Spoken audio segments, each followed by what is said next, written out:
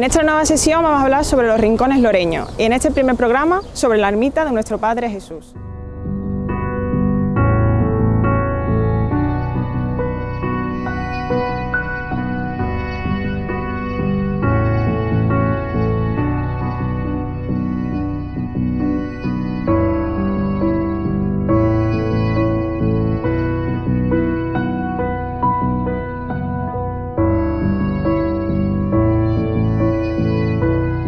En esta primera ocasión, hablando sobre la ermita de nuestro Padre Jesús, quiero comentar que en el 1668 hasta 1668 la ermita de nuestro Padre Jesús no tiene esta denominación, porque anteriormente se llamaba la ermita de San Sebastián.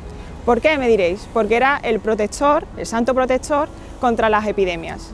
Y por este motivo se construye nuestra ermita de nuestro Padre Jesús. Se sabe que la hermandad fue creada en 1690, incluso antes, porque se conservan lo que vienen siendo facturas en Madrid durante este año, que tenían que pagarlas. Ya durante la Guerra Civil, toda esta cotización, o sea, tenían bastantes recursos, se ven limitados, obviamente por la Guerra Civil, y el pueblo loreño tendrá que ayudarle para realizar una nueva construcción. ¿Por qué se realiza una nueva construcción? Porque en 1721 la primitiva iglesia, o sea, la primitiva ermita de nuestro Padre Jesús estaban en muy malas condiciones, estaban totalmente en ruinas. Por lo tanto, se va a tener que realizar de nuevo la construcción a partir de los escombros. Ya la nueva construcción se hace en 1733 hasta 1764 por Diego Antonio Díaz. Este constructor, vamos a ver distintos elementos característicos en su obra, que es la utilización del barro cocido, también llamado ladrillo. Y esto lo vamos a ver sobre todo en la fachada principal y en las fachadas laterales. Vamos a comenzar explicando la fachada principal. Para ello vamos a ver que nos vamos a ir introduciendo en el arco de medio punto. En la parte superior vemos que por encima de la ménsula vemos un monograma. Ese monograma indica JHS. Esto lo indicará ahora mi compañero Rafael Linares, por qué falta parte de esas letras. Y en la parte superior vemos una pequeña ventana. Esa pequeña ventana se cree que le aporta luz al coro que está en su interior, por encima del nártex. Todo esto está coronado por un arco trilobulado. Ese arco trilobulado encaja todo ese monograma hasta llegar al frontón quebrado superior. Ese frontón quebrado vemos que va a tener unos jarroncillos que lo van a coronar. Esos jarroncillos serán denominados así por María del Prado. Además, todo este conjunto está soportado por las pilastras dóricas cajeadas. Esto sería el primer cuerpo del hastial, o también llamado fachada, porque en el segundo cuerpo vamos a ver que las líneas horizontales generan un movimiento. Este carácter mictilíneo, también denominado características propias del manierismo, vamos a ver que se entremezclan en esta obra barroca. Todo esto está coronado por la espadaña en la parte superior, donde se ubican las campanas, con una estructura de mosaico que va a llamar muchísimo la atención en esta estructura barroca. Como curiosidad me gustaría añadir que en la parte superior vemos un pequeño nicho o hornacina que sabemos que no tenía ninguna escultura y no se le da ninguna función actualmente ni en el pasado. Otra cosilla que me gustaría añadir sería que en la parte superior, al lado de la espadaña, vemos como una especie de torre y es realmente una escalera en forma de caracol que sube hacia arriba. Esa escalera nos permite salir de ella y acceder a la parte de la espadaña. En esta estructura, en esta fachada que tiene ese valor estético del barroco puro y tiene esos matices manieristas en la parte superior del hastial. En la parte interna, que la vamos a ver ahora posteriormente, vamos a ver la joya, se le suele denominar la joya del rococó, por su gran cúpula. Bueno, mi nombre es Rafael Linares Rodríguez, estudio Historia del Arte y voy a hablar, ya Celia ha hablado de la portada y un poco de la historia de la ermita de Jesús, y yo voy a hablar de una última restauración que se lleva a cabo en el año 2015. Como podemos observar, ahora mismo la iglesia pues está bastante, digamos, limpia, ¿no? Está en este tono blanco, pero mucho antes de ello pues la iglesia totalmente estaba prácticamente en unos, digamos, en unos ámbitos de ruinas, ¿no? Incluso la cúpula pues se le habían desprendido algunos elementos de la yesería, y el exterior, pues ya digo, tenía una tonalidad pues bastante, bueno, pues de suciedad, ¿no? Del paso del tiempo. Como podemos ver, esto se limpia toda la ermita por fuera, se recupera toda la yesería, perdón, del interior, y podemos destacar aquí en el exterior, como vemos, pues que se realiza un trabajo de restauración en el cual no se añade nada nuevo. O sea, lo que llega a nuestros días es lo que se va a restaurar ahora y es lo que se va, digamos, a acondicionar o se le va a dar el color de limpieza que hoy podemos encontrar. También se realizan numerosos daños en la estructura, principalmente debido en estos últimos años a la construcción, a nuestra izquierda ahora mismo, de la vía de tren cercanía, ¿vale? La que nos conecta a Lora a Sevilla y por otro lado con el media distancia sería Lora y Córdoba, ¿no? Entonces, pues estas vibraciones del tren pues hace también que en estructura la ermita haya sufrido mucho más que en siglos anteriores y por ello pues la estructura estaba mucho más dañada. Pero en este caso simplemente pues esta estructura se va a reacondicionar o a reforzar para que ella pues tenga una imagen de solidez como siempre la tuvo.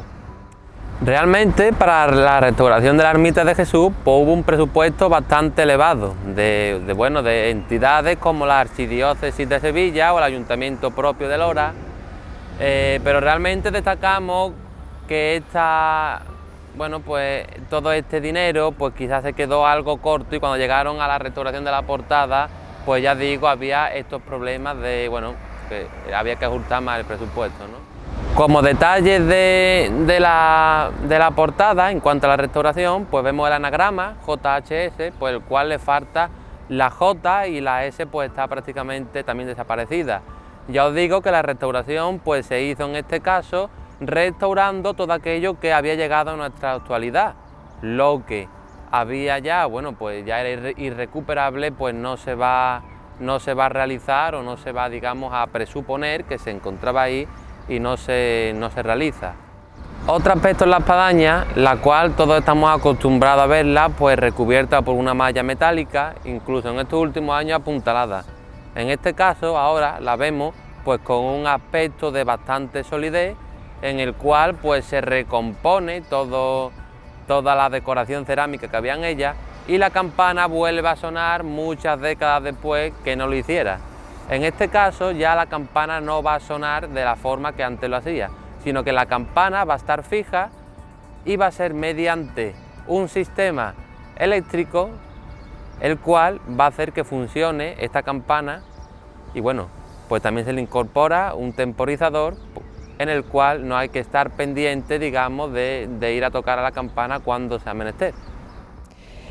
Vamos a proseguir explicando el interior de nuestra ermita de Jesús y para ello vamos a comentar que Sancho Corbacho junto a Diego Antonio Díaz, en 1733 empezaron a partir de la traza, empezaron a construir la planta de cruz latina. Vemos que la parte principal, el nártex, es bastante extenso respecto a otras iglesias de cruz latina. Y progresando y adentrándonos a la ermita, vemos esa primera nave con los 4 tramos que van a estar diferenciados. En la parte superior, en la cubierta, vemos las bóvedas de cañón con una serie de lunetos a los lados, en las partes triangulares, y están diferenciados por arcos fajones. Todo ello está soportado por esas pilastras que vemos en la parte inferior, que están adosadas con capiteles compuestos. A la misma vez vemos el entablamento y con los arquitraves. No hay mucha ornamentación porque todo va a estar incluido más bien en la cúpula, que es donde va a estar la riqueza dentro de la ornamentación vegetal. Además, en los lados, en las capillas independientes, vemos que en la parte superior hay una serie de tribunas. Esas tribunas van a ser característicos de Diego Antonio Díaz. Es un guiño de su obra.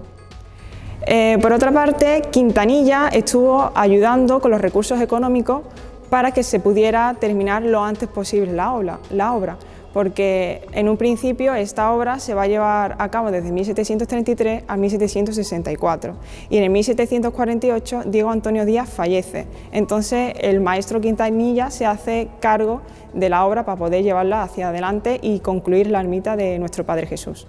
Para proseguir me gustaría que admiremos juntos la cúpula que vemos en la parte central del crucero. En la parte central vamos a admirar el nervio.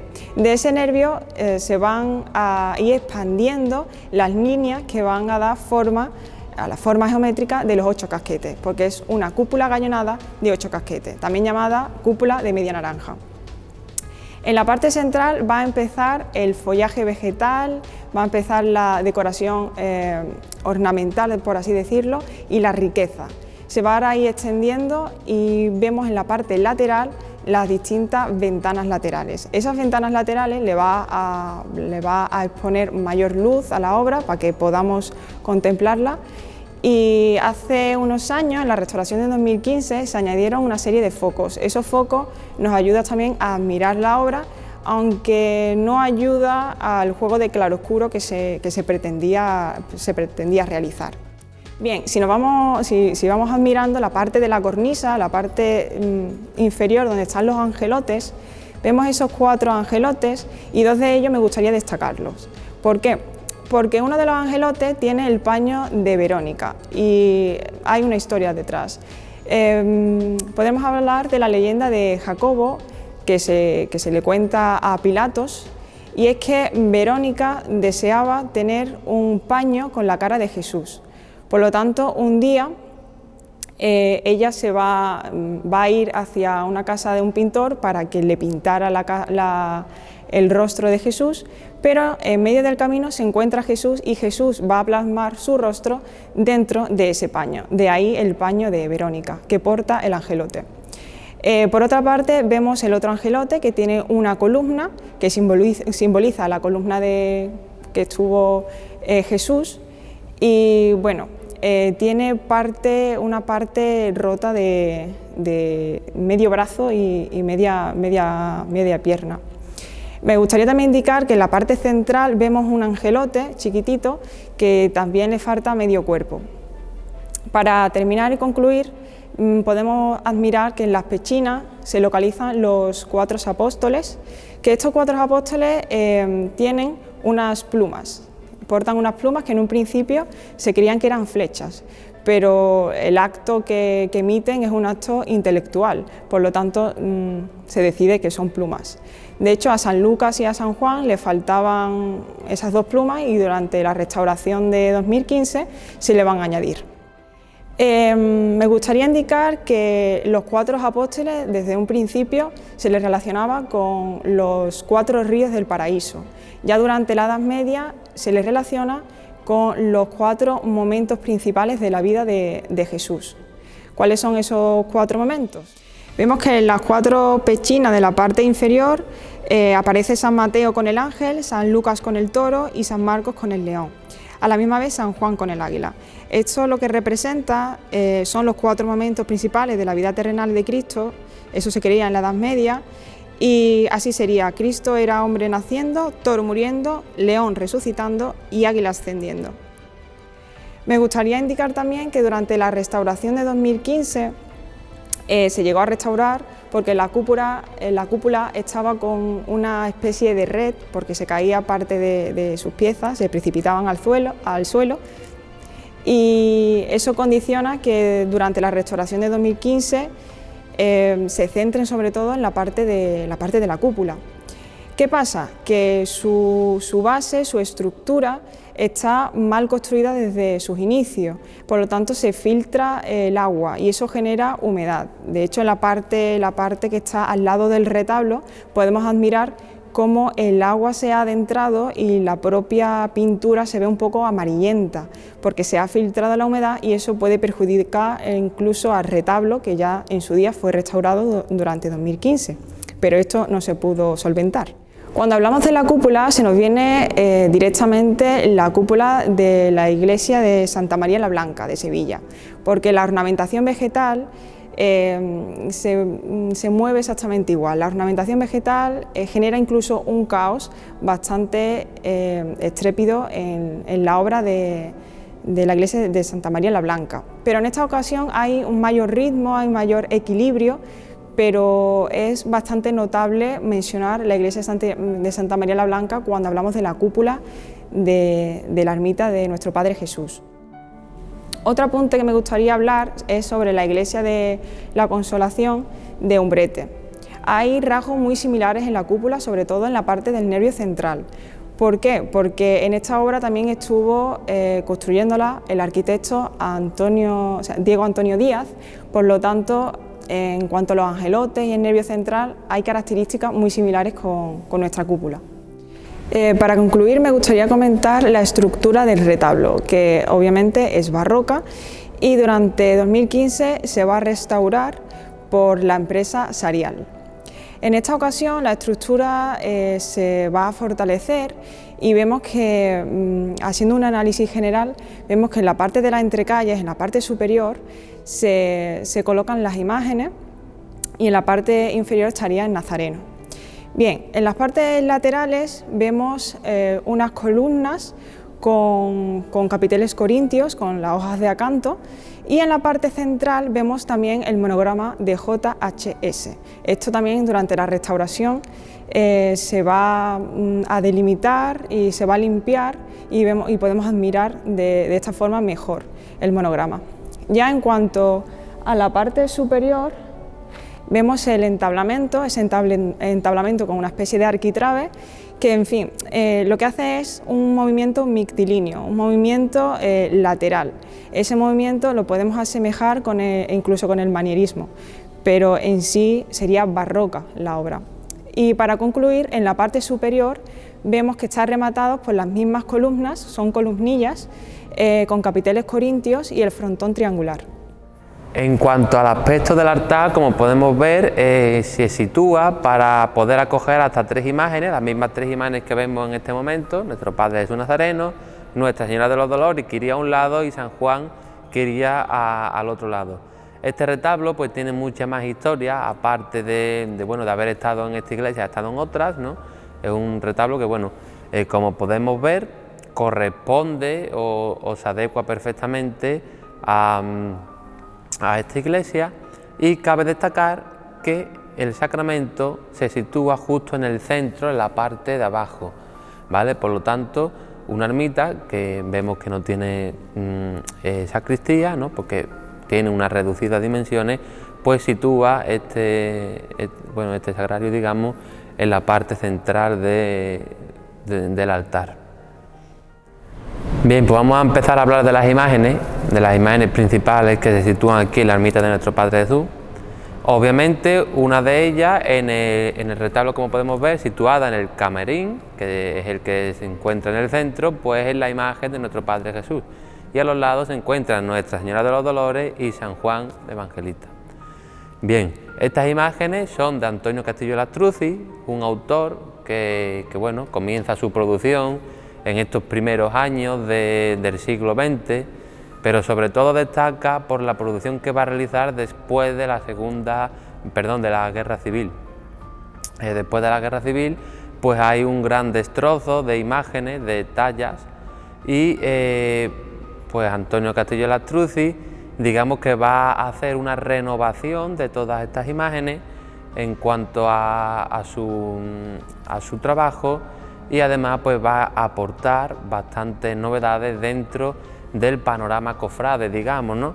Por ejemplo, la Hermandad de la Bofetá de Sevilla, también conocida como la Hermandad del Dulce Nombre, pues goza de un misterio realizado por Antonio Castillo Lastruzzi, que es uno de los primeros en el que Antonio Castillo Lastruzzi va a invertir toda la teatralidad posible en las figuras y va a crear una escena en la cual pues vemos que las imágenes interactúan entre sí y pues bueno, queda un aspecto que, además de ser las imágenes barrocas, pues con estas escenas que crea, pues es un aspecto totalmente de teatro y barroquizante por completo, ¿no?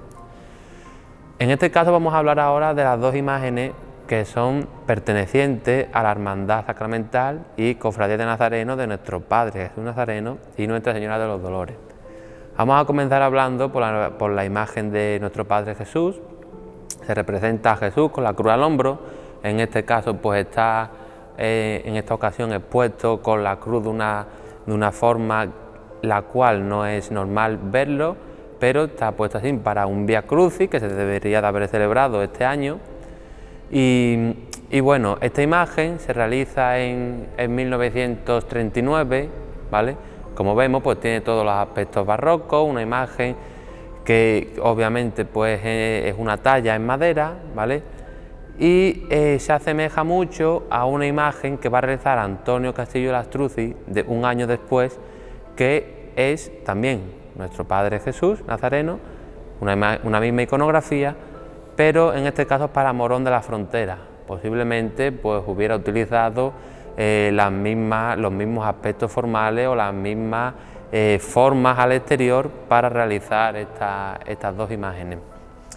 Destacamos que Antonio Castillo Lastruzzi, pues normalmente en todas sus obras pues son bastante característicos los dientes de las imágenes, ¿no? En las paletas pues corresponde con una realización diferente a todas las demás imágenes, las cuales pues no nos cabe la menor duda de que al ver una imagen con las paletas en una determinada posición, se trata de una obra de Antonio Castillo Lastruzzi. Por otra parte, tenemos a la imagen de Nuestra Señora de los Dolores, que se realiza un poco después, se realiza en 1950, y se nos parece mucho, o una de las más parecidas que hemos encontrado sería María Santísima de la O, que es de la Hermandad de la O de Sevilla, que se realiza un poco antes, en 1937. En este caso, a las Dolorosas también se les caracteriza por un ceño bastante fruncido, el cual pues nos muestra también el agravio, ¿no? de la tristeza que ya llevan consigo. Entonces, por tanto, estamos ante dos imágenes de un autor que es de primera fila, digamos, dentro del mundo artístico, y por cierto, como ya he dicho, pues va a hacer una renovación bastante importante dentro del mundo cofrade y del mundo de las imágenes y de las tallas en este momento.